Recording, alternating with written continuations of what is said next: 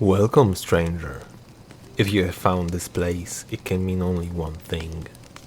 You, just as I, have a thirst for knowledge, lust for secrets, and craving for theories. You are wise not to pursue your desires through Mephala or Hermaeus. Now come, sit by the fire. Let's talk. When it began, it doesn't really matter. The events I am about to describe to you happened in a place where time and space are concepts yet unknown, at least for a while. The beginning of the beginning happened before the Korra dynasty, before the First Empire, before the era of the elves.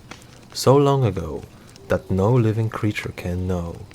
Words such as prehistoric or ancient can convey the meaning. Regardless of when, it all stems from two entities, Anu and Padme. They both exist in a void, a vast area devoid of all things except them. They are beings representing the most basic primordial forces. Anu is stability, stasis, and light. Padme is the exact opposite.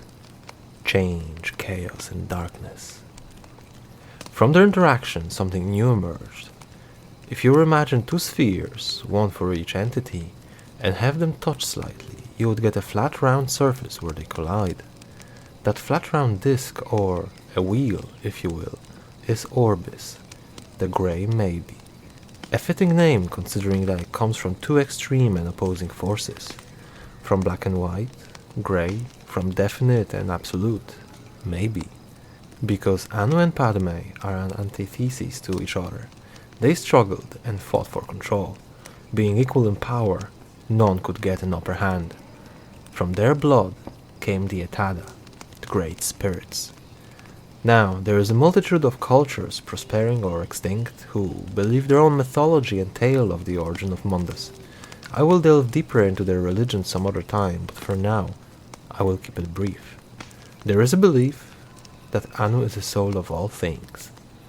His being encompasses all creatures, and yet he was unfamiliar with himself.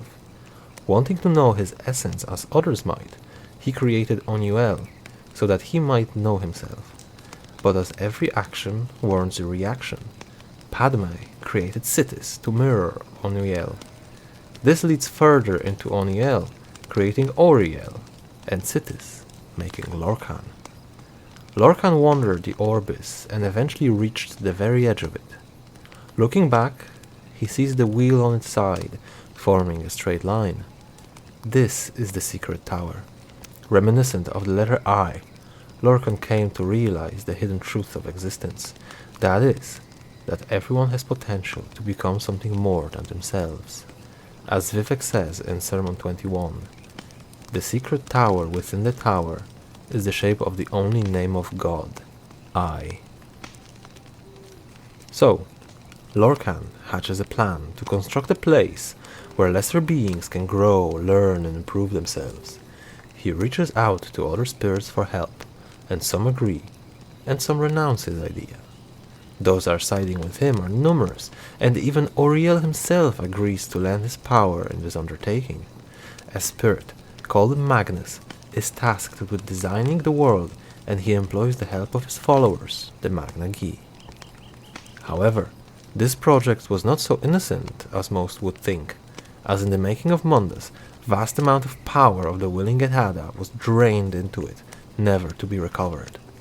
Those spirits, now known as the Aedra, became disgusted with their own weakness and held Lorkhan responsible for their diminishment. More powerful Aedra, such as Auriel, Mara, or Trinimac, retained enough power to maintain their divine existence, but the less powerful spirits were not so fortunate. Some were absorbed into the world in their entirety, becoming known as Earthbones. They were sacrificed and became the very laws of existence or concepts, such as gravity, flora, or oceans. Those Etada that barely scraped by eventually had to resort to physical reproduction to propagate their existence. They bred with each other, producing offspring, further and further diluting their power, until they became mortal beings. With the world still fresh, the ancestors to Mer, or elves, now known as Old Elnathay, inhabit a place called Aldmeris, which they developed to an incredible level of sophistication. This was done in a desperate attempt to keep the glory of their divine past alive in their society, but living there has made them complacent and full of contempt for the beautiful world surrounding them. Eventually, the ancestors to men, back then known as Wandering Elnathay, have found their long-lost cousins in Aldmeris, and overcome with joy they approached, expecting to be welcome among their midst. But while the elves were isolating themselves from the world, the men struggled in it, against beast and elements alike, and have so grown stronger and tougher. Yet the elves looked at them with disdain and scorned them, viewing them as being beneath the glory of the elves, not worthy of their company. The men had reputation of degenerates among the long-living Mer. As tensions rose, the men eventually demanded a place among the Mer in Aldmeris, and the war broke out. At this time, Nirn, the planet, was mainly all one landmass with several seas scattered across the surface. This conflict, however, will result in most of the continent sinking into the depths of the oceans. In this apocalyptic conflict, Lorkhan has led the armies of men against elves and their gods. In the last battle, Lorkhan was struck down by Trinimac, the champion god of Mer, and was taken by the rest of Adria to be judged. Atop the adamantine tower, they deemed him guilty of creating the world of strife and suffering, and depriving them of their divinity. Then, Trinmac killed Lorkhan by tearing out his heart, and Auriel fastened it to an arrow and launched it across the land. As the god's heart soared through the air, it dripped Lorkhan's divine blood on earth below, which crystallized into ebony. The heart made an impact in the sea in northeastern Tamriel, where out of the water a colossal volcano erupted, the Red Mountain. With Lorkhan's punishment done, the War of Manifest Metaphors ends, as well as the Dawn Era. The Adra return to Aetherius, and the Meretic Era begins. For now, the night grows late, our fire cold, and the moons hang low above us. Until next time, Godspeed, traveler.